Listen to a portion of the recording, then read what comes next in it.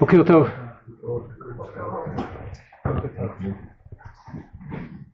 I chose the topic for today, the topic of Aninut, due to its connection to Parshat HaShavua. I think at least conceptually it might also connect to what we feel, what we see in ourselves during Yom HaShoah. We'll get to that later on. Aninut, if I were to ask the public here, I think the intuitive response would be, Aninut means the exemption, the not fulfilling of mitzvot aseh when a relative has died and has not yet been buried. That's not incorrect, but I would say that it's far from accurate. The term aninut in itself, or onen, is found in the Torah, in Parashat Ki Tavo, in what is known as the Parashat Vidui Ma'asrot. When a person in the third year, sixth year, the end of a cycle of 3 years of Ma'asrot, comes and proclaims that I have done what I'm required, what I'm commanded to do, in reference to Trumot Ma'asrot. And if you take the first source on the sheets, Dvarim, Perek Chavav, Pasuk Yudbet through Yudalet, כי תחלל לעשר את כל מעשר תבואתך בשנה השלישית, when you complete taking off the תשומות ומעשרות, שנת המעשר, ונתת ללוי ולגר ליתום ולאלמנה, being it is the third year. So what we give is we call מעשר עני. We have the truma, the מעשר ראשון, then we have מעשר עני, and that's given to the needy, ger, yatom, almana. And then, after you've completed that, says the Torah, you'll declare, Bi'arti hakodesh min habayit. There's something here that's called kodesh, holy, min habayit, and I have removed it. וגם נתתיו ללוי, לגר, ליתום ולאלמנה, ככל מצוותך אשר ציוויתני, לא עברתי ממצוותיך ולא שכחתי. And the following pasuk, לא אכלתי ואוני. Oni, onen, when I was an onen, mimenu. I did not eat of it. Rashi there, on these psukim, based on Ma'amarei Chazal, she's not making this up, explains that what does it mean, Bi'arti HaKodesh min habayit? Ze Ma'aser Sheni v'net harevai. This Kodesh is Ma'aser Sheni, that second Ma'aser that's taken and is meant to be eaten in Yerushalayim. So Bi'arti min habayit, I've taken it out of my home and taken it to eat in Yerushalayim. And similarly, netarevai. Netarevai is the fruit of a tree in its 4th year. The first 3 years are orla, the fruit is not to be eaten at all. On the 4th year, the fruit is taken to Yerushalayim and eaten in Yerushalayim. And in many ways, the halachot of Ma'aser Sheni and netarevai are very similar. This is what is called in the pasuk here, says Rashi, the Kodesh. And then in the next pasuk, person declares, Lo achalti ve'oni mimenu, I did not eat of this Ma'aser Sheni, or the netarevai, in Yerushalayim, be'oni. Be'oni, when I was an onen. And therefore, Rashi explains, Mikan she'asur le'onen.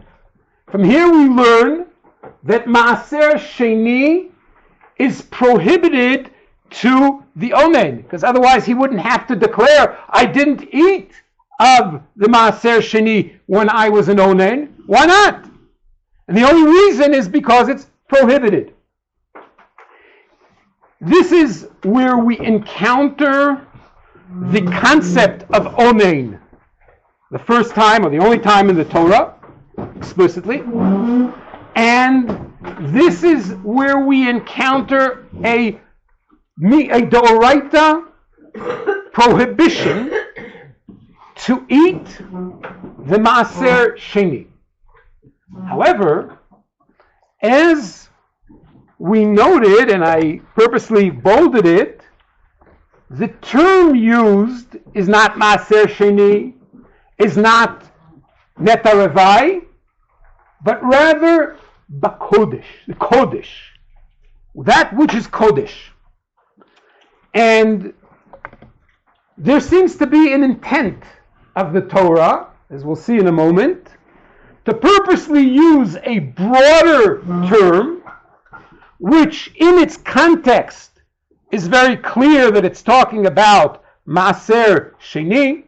Chazal have a whole slew of drushot on that pasuk to show the different forms of Trumot u'Maasrot as they expressed in the pasuk, and therefore Kodesh is clearly Maaser Sheni, and yet the Torah uses this broad term of Kodesh.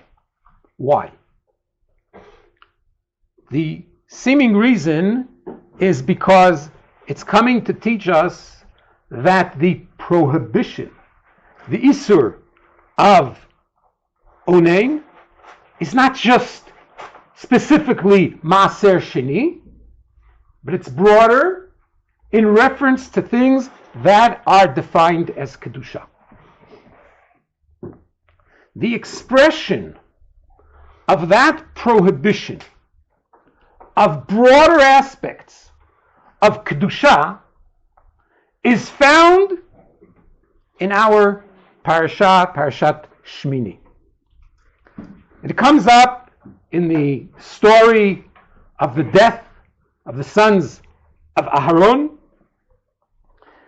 Nadav Avihu, and in a conversation, as we'll see in a moment, in a conversation initially by Moshe presenting certain specific halachot to Aharon and his remaining sons, and then a reprimand of Moshe's to which Aharon responds, we discover an issue of Aninut.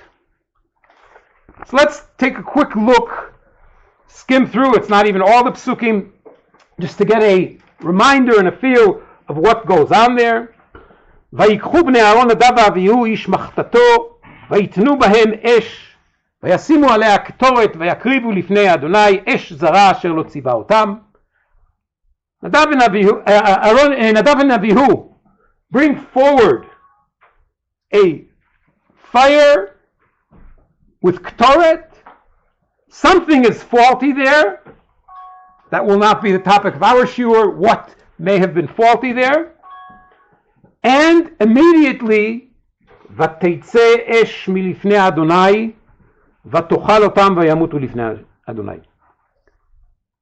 Immediately, some form of flame, some form of burning comes out and kills Nadav Avihu.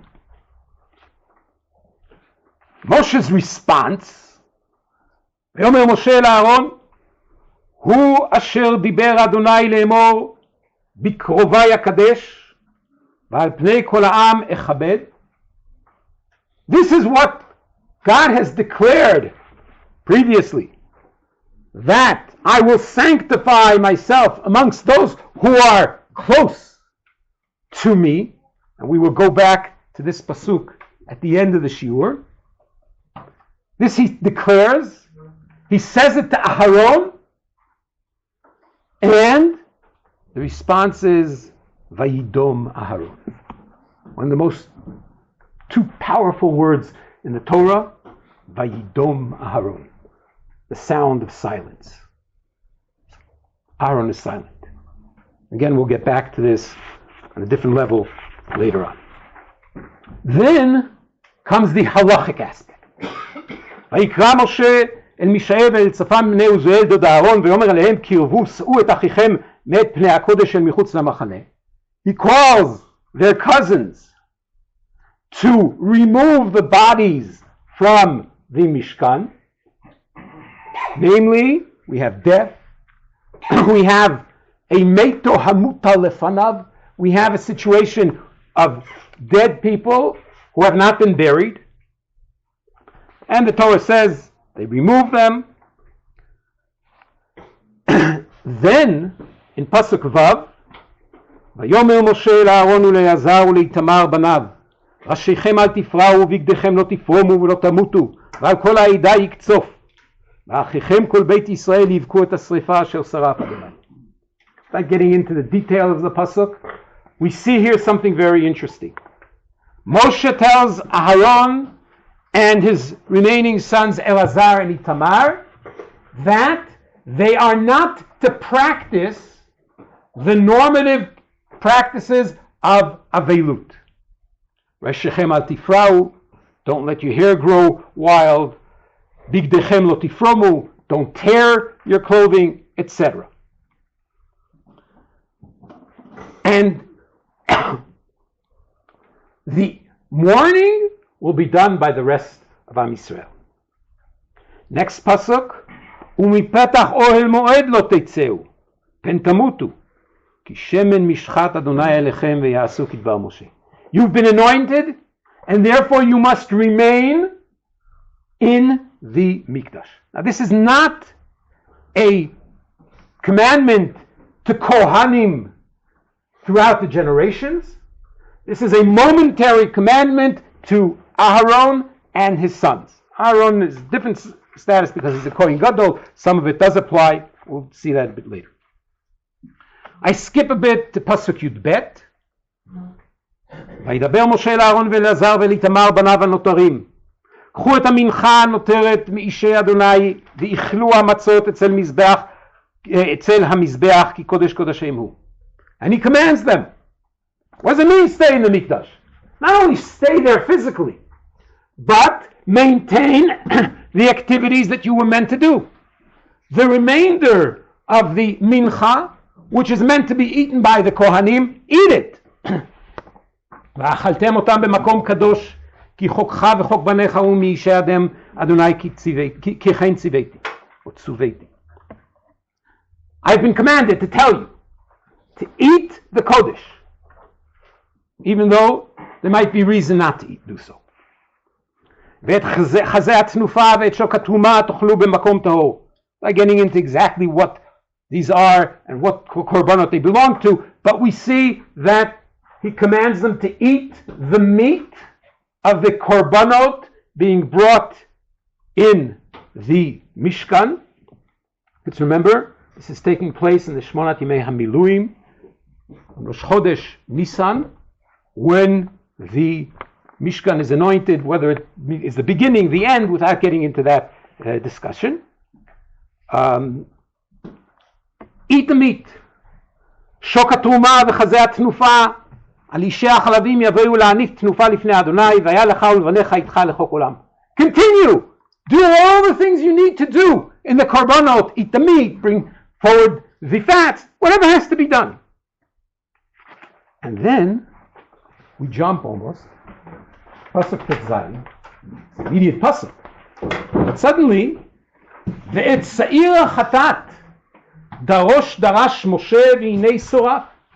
And in reference to the Seir HaChatat, some korban of Chatat, we'll discuss it in a moment, some of the Chatat, Moshe asks what happened to it. He realizes that it's missing. It's not being eaten by Aharon and his sons. And Hinei Soraf, and he discovers that it's been burnt. Vayikzof al Elazar v'al Itamar bnei Aharon anotarim lemor. Moshe gets angry because this is against seemingly his commandment that the eating of the meat of the korbanot should take place as normal. And he says to them, "Madua lo achaltem et hachatat b'makom hakodesh?" Why didn't you eat the meat of the chatat in the Mishkan? Ki kodesh kodashim hu. Has a status of kodesh kodashim. It can't be eaten outside. It should have been eaten in the kodesh. Why didn't you eat it? Why did you burn it?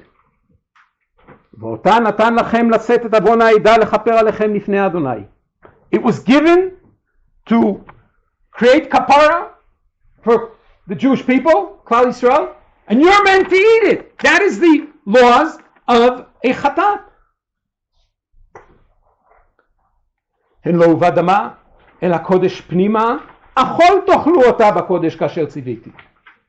And you can't tell me that this is a korban chatat whose blood is brought into the Kodesh Kodashim, or further in what we call chataot pnimiyot.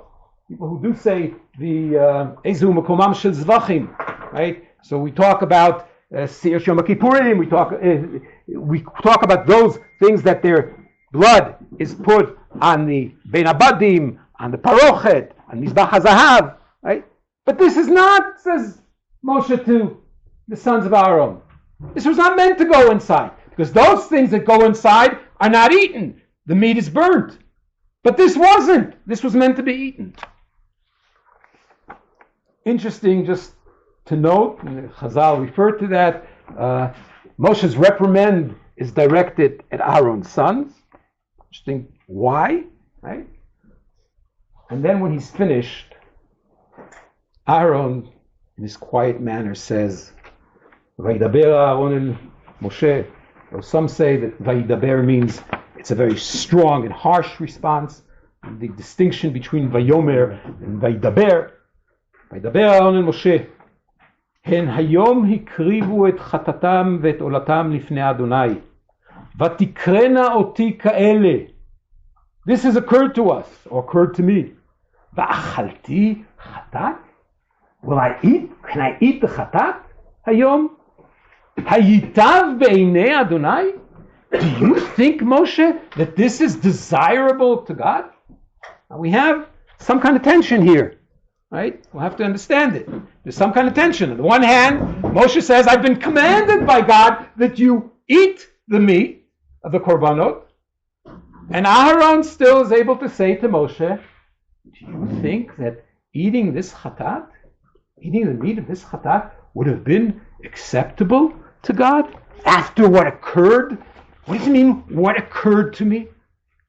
The death of my sons. And what does the death of my sons mean?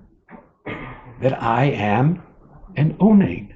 And here we find the next stage of discussion of Aninut, right? And Aharon says, Hayitav, do you think it would be desirable to God that I eat the meat of the korbanot? Vayishma Moshe vayitav beinav. Moshe hears this, and he understands that Aharon is correct, and he accepts it. So we've already opened a small crack into this idea that there is an issue of Aninut that appears in the story in Parshat Shmini. What exactly occurred there, we'll have to see in a moment. We also know that there's some kind of tension here, because on the one hand, Moshe is commanded by HaKadosh Baruch Hu to tell Aharon and his sons to eat the meat of the korbanot, the same way as they're not meant to practice the practices of Avelut. And on the other hand, Aharon says, Hayitav b'nei Hashem, do you think it would be acceptable to God that I eat this chatat? And Moshe accepts that claim.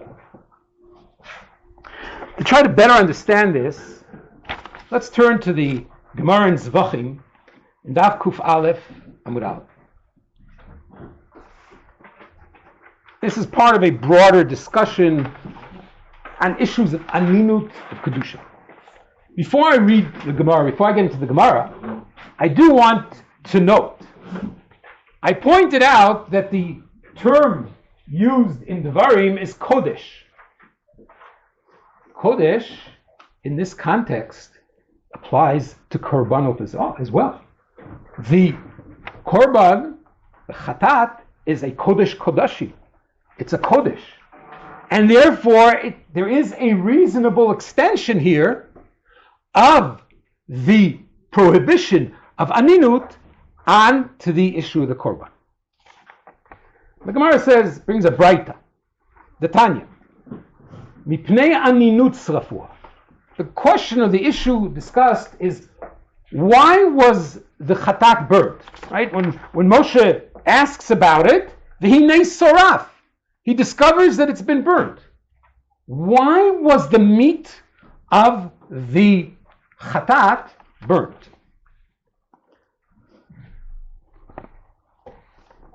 So the Tanya, Mipnei Aninut Srafua. First opinion says, because they were onein. If they're onein, and they cannot eat the meat, it will become notar, and therefore there's no reason to leave it. You burn it. L'chach ne'emar ka'ele. That's why it says like these.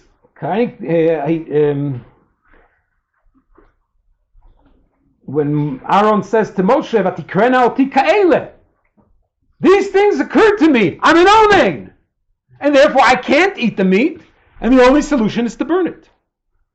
Divrei Rabbi Nechemia. That is the opinion of Rabbi Nechemia. Rabbi Yehuda and Rabbi Shimon omrim mipnei tum'ah nisrafa.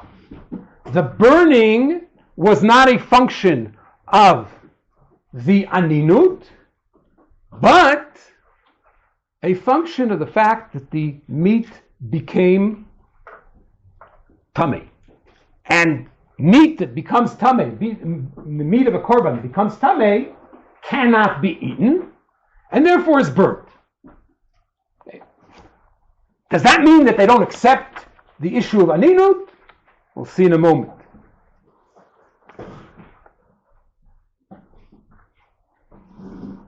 What tumah is he talking about? Tumah met that they touch the body? Could be tumat met, could be tumat sheretz. Any tumah that could have been created would prohibit the meat from being eaten. Okay? It doesn't present it explicitly. It could be that their cousins, when they brought and touched it could be some other form of tumah. She'imata omer, Rabbi Yehuda and Rabbi Shimon argue with Rabbi Nechemia. She'imata omer mipnei aninut lisrefa, hayu leshloshtam sheyisrefua. Here we start opening the gap a little more. They say to Rabbi Nechemia, if as you claim the reason the meat was burnt is because of the aninut, then not only this chatat should have been burned, but all three chataot mentioned in this context should have been burned. What are we talking about? Okay, so what happened there is, as we said, this is Yemei HaMiluim. There were certain chataot that were brought as part of the procedure of the Miluim. But we also mentioned, when did this take place? On what date? Rosh Chodesh Nisan. One of the korbanot that are special for Rosh Chodesh is a seir chatat. It seems that this whole discussion is only about the seir chatat. The others were eaten. When Moshe commanded to eat the other chataot and the other korbanot, the meat was eaten. What was burnt was only that of the seir Rosh Chodesh. Say Rabbi Yehuda and Rabbi Shimon to Rabbi Nechemia, if there's a prohibition here, chatat being eaten on a time of aninut, then all three of the chataot that appeared there should have been burnt. דבר אחר, היו ראויים לאוכלם לערב. And furthermore, argue Rabbi Yehuda and Rabbi Shimon, if the issue was Aninut, then they should have eaten it. We'll see it explained further. They should have eaten it at night, because a korban that is brought is nechal liyom v'layla, during the day that it was brought and the following night. But the aninut will not apply at night, according to them, and therefore they could have eaten it at night.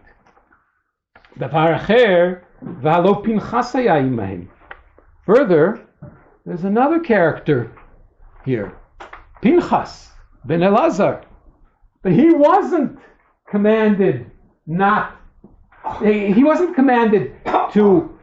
He wasn't there as an onain. Excuse me. He's not an onain because he's only a nephew. He's not a brother. He's not a father. He's not a son. He's a nephew. That's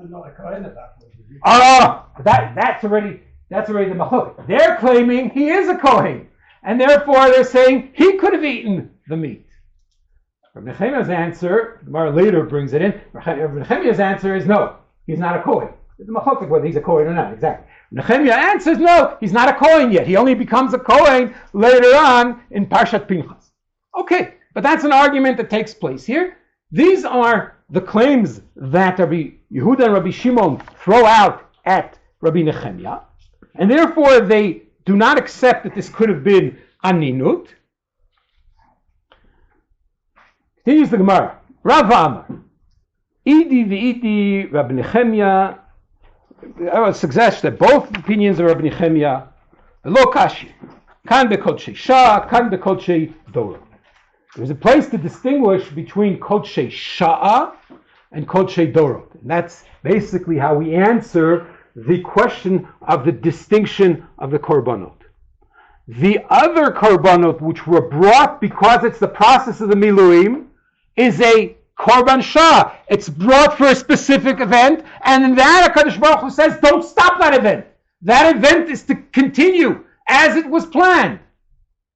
But the korban chatat of Rosh Chodesh has nothing to do with that.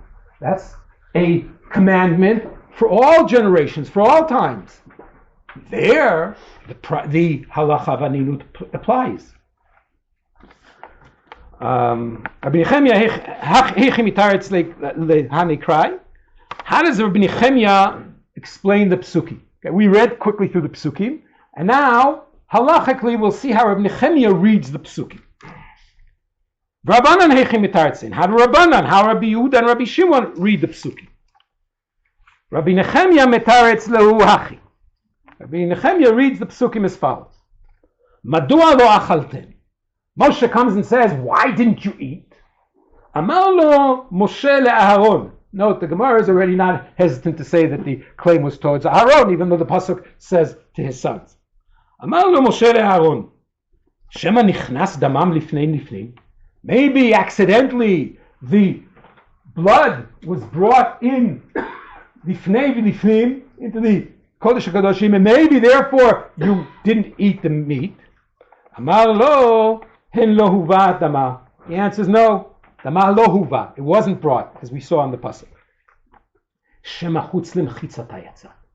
So maybe the reason you burnt it, Moshe is looking for good excuses. He says maybe the reason you burnt it is somehow it left the parameters of the mikdash, of the mishkan, and a korban who is taken out of the parameters of the mishkan, if it's a kodesh kodashim, and even if it's brought back, may not be eaten. So maybe that's the reason.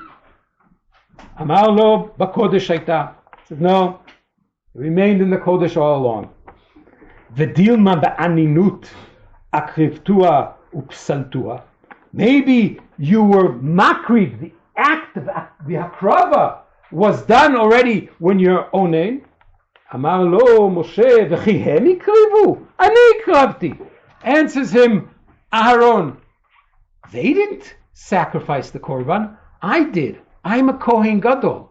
So even in normal circumstances, a Kohen Gadol is commanded not to go out of the mikdash and be metame to his relatives. I don't have that limitation of being makriv. I did it. ואמר לי, הן לא הובא דמה ובקודש הייתה, אכול תאכלו אותה, כאשר ציוויתי. If that's the case, it remained in the Kodesh, it wasn't brought into Kodesh Kodashim, it was no Aninut, so why wasn't it eaten? אמר לו, ותקרנה אותי כאלה, ואכלתי חטאת היום, היטב בעיניי?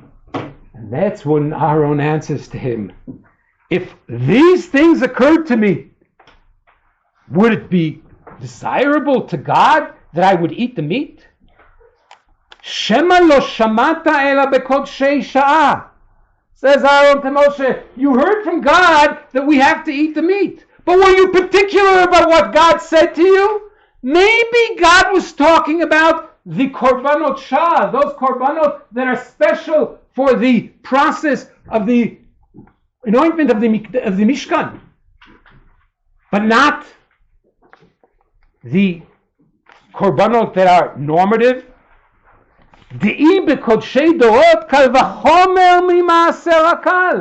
Because if we're talking about the korbanot, the general korbanot, then kal v'chomer mimaser hakal. Then we should learn the kal v'chomer from Maser. And here again, that play of Kodesh.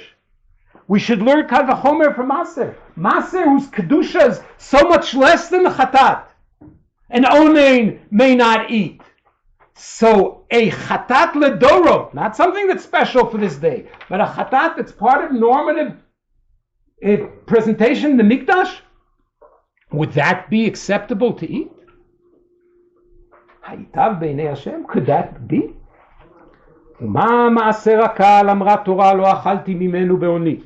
If in reference to Maser it says lo achalti mimenu b'oni, it's prohibited to eat.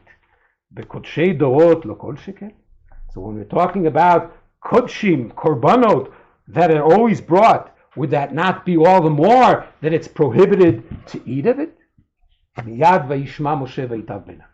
Immediately, Moshe hears this, accepts it. Hoda velo bosh Moshe lomar lo shamati, ela amar shamati v'shachachti. And Moshe didn't even play games. He didn't come and say, "Oh, I didn't hear, I don't know." Moshe said, "Right, you're right. That's what God said, and I forgot. I made a mistake. You are right." Okay, that's the opinion of Nehemiah, how he reads the Psukim. Clearly, the whole thing, according to Rabbi Nehemiah, is Aninut. Now we have Rabbi Yehuda and Rabbi Shimon. They claim that the meat was burned because of Tumah. How do they understand the story? Rabbi Yehuda, Rabbi Shimon, Heichimitar Tzilehu. Hachimitar Tzilehu. This is how they explain it.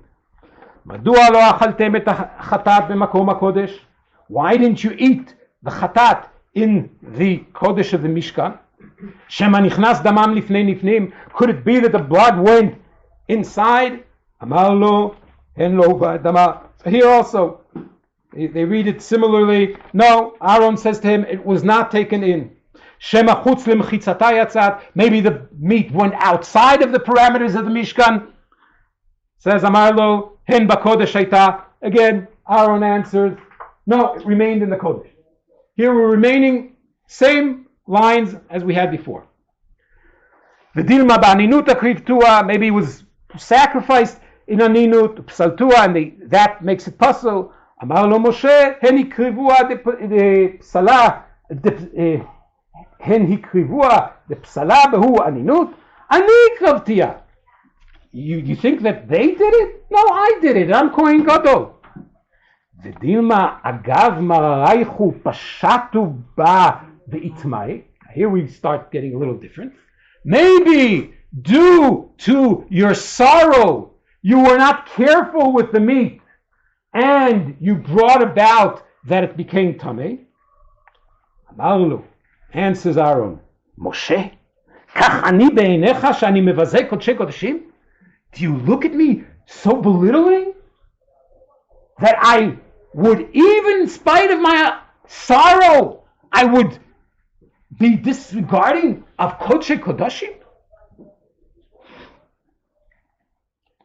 קודשי שמיים, קודשי שמיים, ותקרנה אותי כאלה, ואפילו אלה וכאלה אין אני מבזה קודשי שמיים. Even when this terrible event occurs to me, I would never consider not being particular and careful with קודשי שמיים. אמר לו, so then Moshe says to him, ואי הן להובאת דמה בקודש הייתה, אכול תאכלו אותה בקודש כאשר ציוויתי, באנינות יאכלוה. So Moshe says to him, okay, if that's the case, then why isn't it eaten? Even though they're onen, and here we see, even though they're onen, yochluha. In other words, Rabbi Yehuda and Rabbi Shimon do not deny that there was an issue of Aninut. They don't deny that a prohibition of eating the korbanot when you are onen exists. What they're arguing with Rabbi Nehemiah is that in the particular circumstances of that story, the meat could have been eaten the same way as other meats were eaten. And then Amar lo, Shema lo shamata balayla, maybe you didn't hear about night, Ibayom kal v'chomer ma'aser akal, because if it's the day, then it should be a kal v'chomer for ma'aser akal, it should be prohibited, says Aharon. מעשר הקל אמרה התורה לא אכלתי בהוני ממנו קודש חמור לא כל שכן מיד וישמע משה. In other words, what Aharon, according to them, is saying, we couldn't eat it during the day because here we have a kal v'chomer from Meiser Sheni. Meiser Sheni cannot be eaten, then the chatat certainly cannot be eaten. However, according to Rabbi Yehuda and Rabbi Shimon, it could be eaten at night.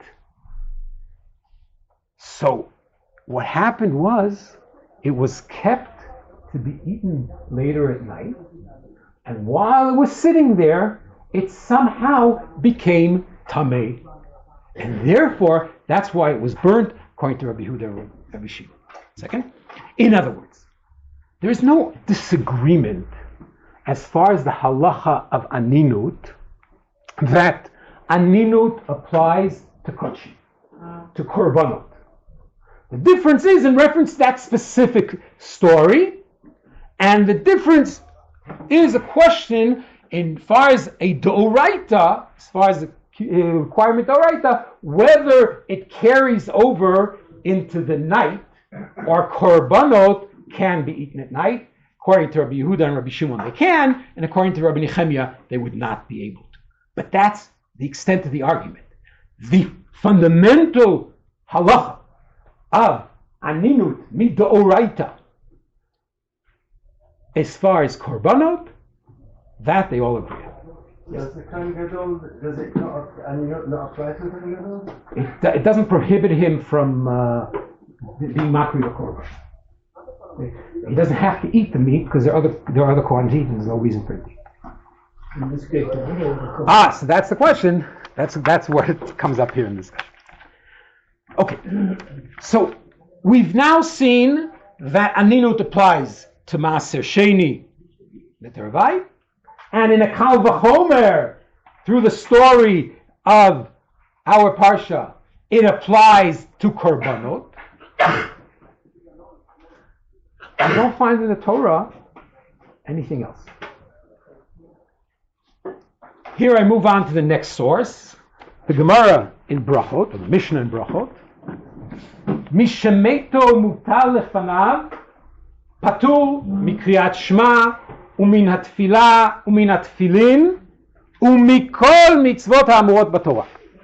The Mishnah says, a person whose mate is before him is exempt from saying Kriyat Shema, from Tefillah, from Tefillin, umikol mitzvot ha'amurot b'Torah, and the fulfillment of all mitzvot, mitzvot aseh, as they appear in the Torah. Number one, let's be aware that last phrase, mikol mitzvot ha'amurot b'Torah, is something that in certain versions of the Mishnah does not exist. And the it's not explicit according to all opinions. But let's take the Mishnah as it is. And what we find here is something interesting. An extension of the prohibition of Aninut, not only to things of Kodesh, but to the fulfillment of mitzvot as a whole. Now, why is there a specification of Kriyat Shema, Tefillah, and Tefillin? Why couldn't you just say, we call mitzvot amurot b'Torah? So here, Talmidei Rabbeinu Yonah bring that there is an added aspect in Shema, Tefillah, and Tefillin. I was just wondering what it says here, Fanav, does it mean physically or does it mean time-wise? Okay, In other words, you have to have it's a good question. Touch You it. have to have Very good question. We'll get to it in a minute. So that the Rabbeinu Yonah says in Kriyat Shema, in Tefillah and Tefillin, there's an added dimension, and that is that you have to have particular attention. It has to be kavana.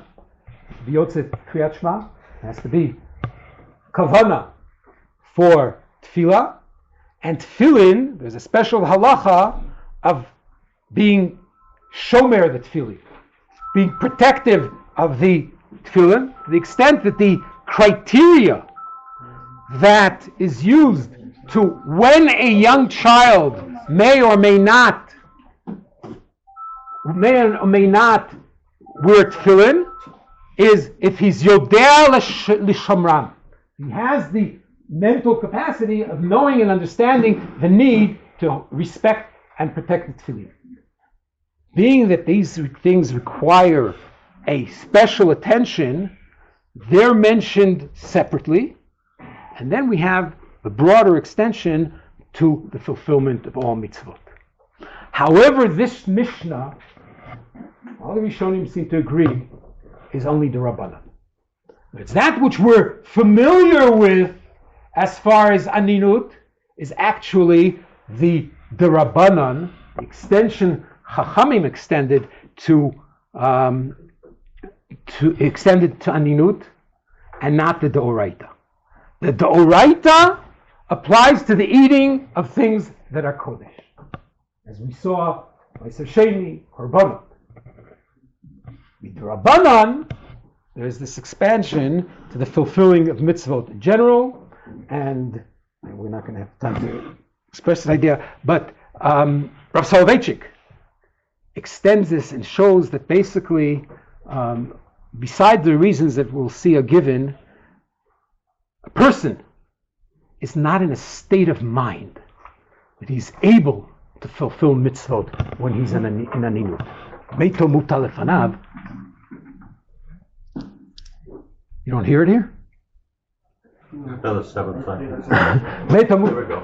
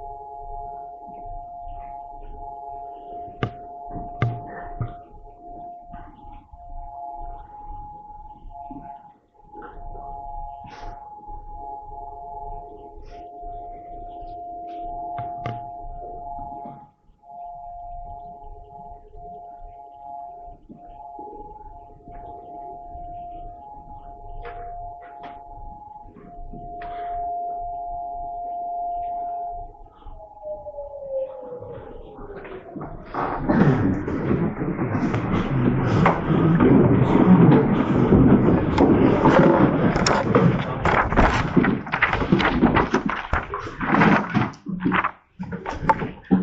we continue with the rest of the shiur, just spent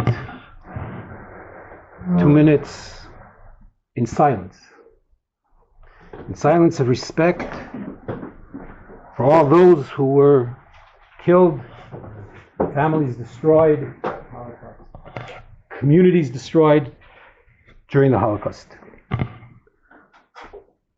On the one hand, I have mixed feelings about Yom HaShoah because halachically, technically and halachically, broadly, it's a problematic date. Rabbanut, at the time of the discussion, proposed an alternate date and applies it, Asara B'Tevet, and a technical argument that Nisan is a time she'ein maspidin. It's not time to be maspid people, commemorate the deaths and so on. And therefore they proposed Asara B'Tevet with the reasons and logics that followed that. It was not accepted, and the members of the Knesset chose this date. But here we hit a second halacha problem. Anybody know what the proper name of Yom HaShoah is? Yom HaShoah HaGevura. Why? What's this Gevura? What is this Gevura? The Warsaw Ghetto uprising. I still remember as a child here in Israel, there was an attitude, psychological attitude, that only those like the Warsaw Ghetto, or the few who went and fought in different groups in the forest, whatever it might be, whatever the partisans of their own groups and so on, and the rest were taken like sheep to the slaughter.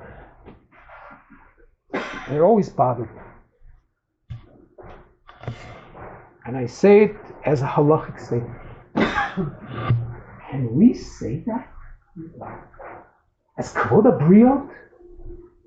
To people who did everything to maintain humanity, to maintain, in many cases, their commitment to HaKadosh Baruch Hu. Even those who were not observant. The Bein Adam LaChavero that often came across. Can we say that these people do not express Gevura?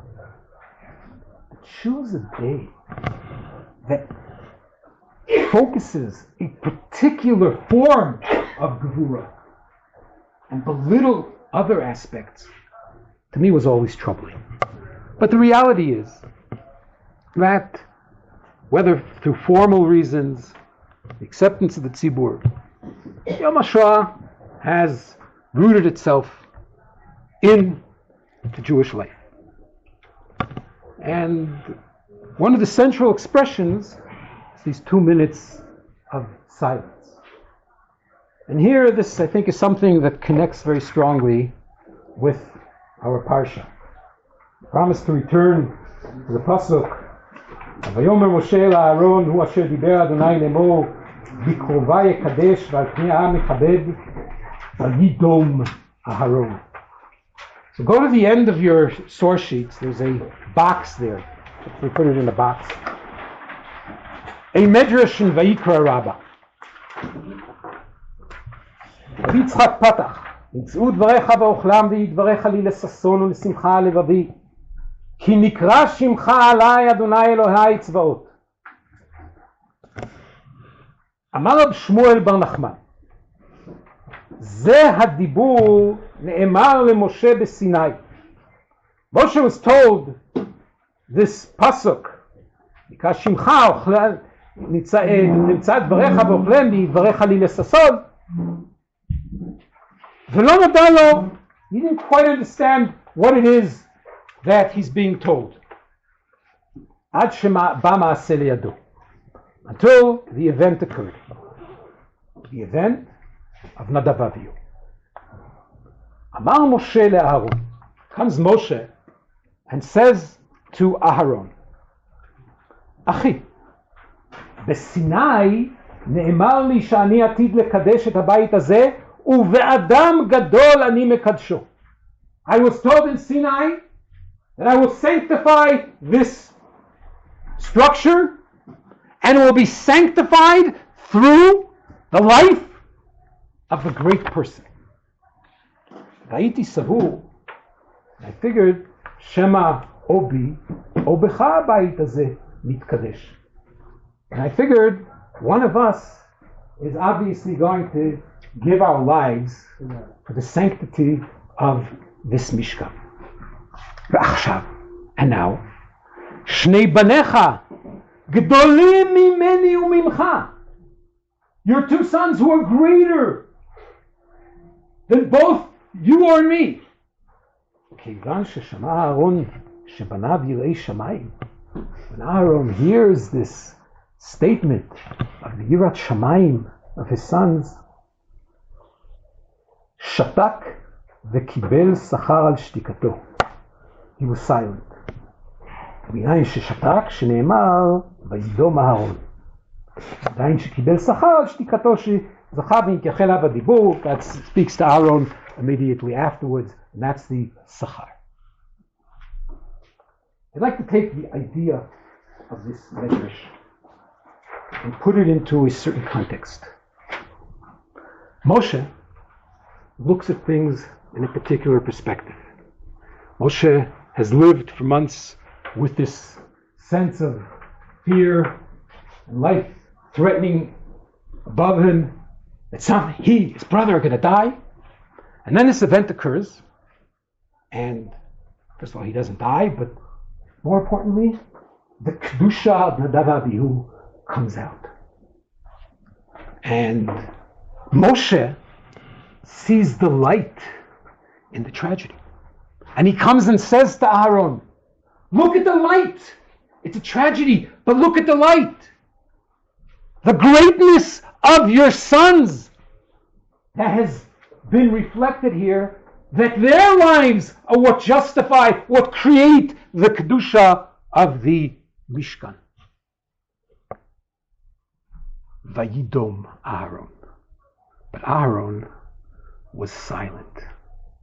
Could he deny the beauty of the recognition of the greatness of his sons? Every father would love to see his children greater than him. But on the other hand, can he just accept the tragedy because of it? Does that justify their lives? And Aharon realizes, I don't understand God's ways. Vayidom Aharon. I think to a great extent, that is the silence that we keep during the 2 minutes of the Yom HaShoah Hazakah. We don't understand. Yes, maybe on some level, beautiful things like the State of Israel came out of it, or other things, I don't know. But we don't understand the Shoah. And we, like Aharon, stand in silence. Vayidom Aharon, Vayidom Am Yisrael. A number of years ago, I was giving a presentation, and one of the presenters was Rabbi. I was privileged to be at a Tishuvah presentation, and one of the speakers was Rabbi Yilbreit, Yaakov Yilbreit, and the Rebbetzim's brother. And somebody made the comment that we know why the Holocaust occurred. And in a split second, his demeanor changed from one of absolute calm and quiet to almost explosive. And he said, don't let anyone tell you they know where the Shoah occurred. And I think that's what you were touching on. I just wanted to share that because this is someone who went through the Shoah. And like, it's true. I heard it many times from Rabbi Vital, but yeah. Okay.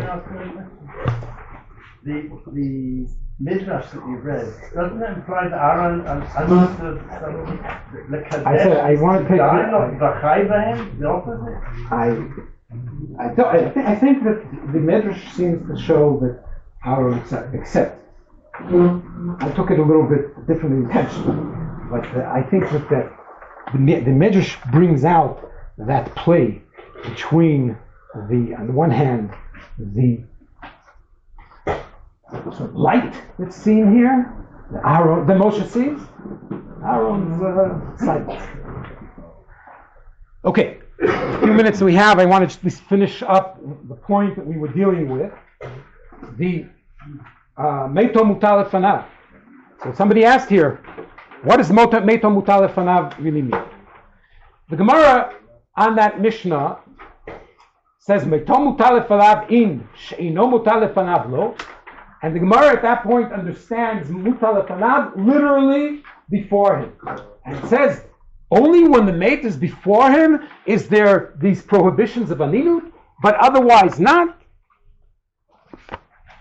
Briminu, and it brings a Breita, brings a discussion. I'll read it quickly, though it would be of importance for other things to get more details. V'minu mishemeito mutal lefanav ochel b'bayit acher, v'im lo b'bayit acher, etc. That's the Gemara there brings a Breita that if it's literally in front of him, so he eats in a different house. If he doesn't have a different house, a different room. If he can't have a different room, he puts out a mechitza. He doesn't even have a mechitza, then he turns his back to the mate. Machzir panav v'ochel, ve'ino meiseh, ve'ino ochel, ve'ino ochel basar, ve'ino shote yain, ve'ino mevarech, ve'ino mezamein, ואין מברכים עליו, ואין מזמנים עליו, הוא פטור מקריאת שמע ומן התפילה ומן התפילין ומכל מצוות המאוד בתורה. In other words, even though he's in a different house, mate is not literally in front of him. It says he's patur from all these mitzvot. And then it talks about Shabbat. I'm going to skip that for now. And we're going to go to the next page. The second line, Amar Papa Tirgama Amachzir Panav Ochel. Papa says no. The whole thing that he's prohibited from doing all the mitzvot is in the case where he has no other option. He eats where the mate is, but by turning away. And in those cases, he really still has all the application of Aninut from being prevented from keeping the mitzvot. Rashi says, Rashi Amar, Kevan shemutal alav lekovro, kemutal lefanav dami. Rashi says, no. Since he is required to take care of burying the dead, he has a responsibility for it, then halachically, he's perceived as if the dead is right there in front of him. That's exactly what you would ask. Rashi says that in both cases, and that's what we have here before us.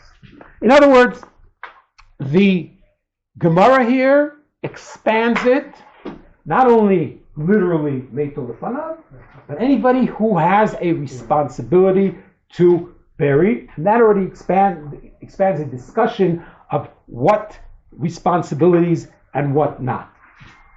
Rashi explains there. Mishemeito mutal. What is the idea of meito mutal? Because why can't he do the mitzvah? Because he's preoccupied with having to be cover the mate. That's what his mind is on. The Tosfot brings down a Yerushalmi. I'm skipping a little. You see the Tosfot Brachot Yizayim Avet. Patur mikriyat shma. The Yerushalmi mefresh tama marabun ktiv leman tizkor et yom tzidcha me'eretz Mitzrayim kol yemei chayecha. ימים שאתה עוסק בחיים, ימי חייך, ולא ימים שאתה עוסק במתים. זה גזירת הכתוב. That when do you fulfill the mitzvot? when you are dealing with issues of life. But when your attention is to the dead, or to death, as Rav Soloveitchik expands on it, then you don't feel mitzvot. It seems to be a consequence of this difference of opinion between Rashi and Tosfot on this point to a different question. When we talk about not fulfilling a mitzvah, is it that a person is exempt from fulfilling a mitzvah, or is he prohibited from fulfilling the mitzvah?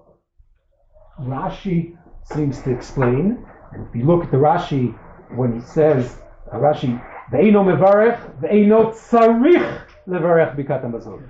Ve'eino mezamen, eino tzarich levarech bikat hamazon.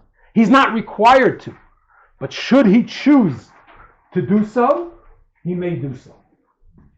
Tosfot disagrees with him and basically says he's prohibited from doing it, and that might be a question of the reasoning of the exemption. Rashi, who says it's an issue of he's technically busy with the needs of the burial of the mate. If he can find the time, he can work it out, then he's able to fulfill the mitzvah if he wants to. Tosfot who says no, you may have times that your attention, your focus is on life, then you do mitzvah. But when your focus is death, when it breaks you, then there's no place for doing mitzvah. And therefore, not only are you exempt, but you're also prohibited from fulfilling the mitzvah. We'll suffice with that. We'll leave the other things for another time.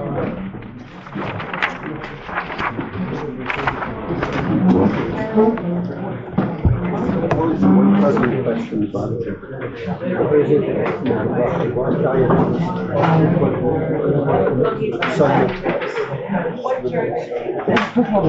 In general, but I think that it's Kabbalah. It's not a mitzvot or anything. I try to say, like Rashi is saying, he's told in two leaves his dead. There was no greater need in the dead than this. And that's Rashi.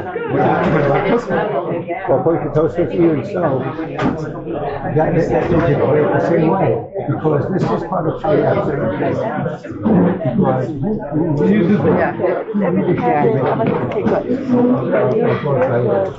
The gifter should be making say, the guy that you should die. Or you can't do it because he's dead. I think the same. Even if there's a formal transition rebellious aspect of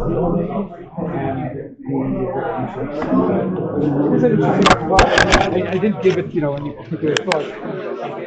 Shoulders.